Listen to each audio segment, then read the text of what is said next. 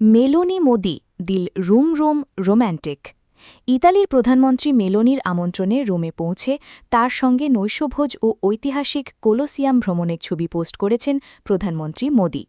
দুই দেশের বন্ধুত্ব আরও মজবুত করতে দ্বিপাক্ষিক নানা বিষয়ে তাদের ইতিবাচক আলোচনা হয়েছে। এদিকে সোশ্যাল মিডিয়ায় তাদের এই রসায়ন দেখে নেটিজেনরা রসিকতায় মজেছেন, বলছেন দিল রোম রোম রোম্যান্টিক ট্রেন্ডে। মোদি মেলোনির এই ছবিগুলি বর্তমানে বেশ ভাইরাল।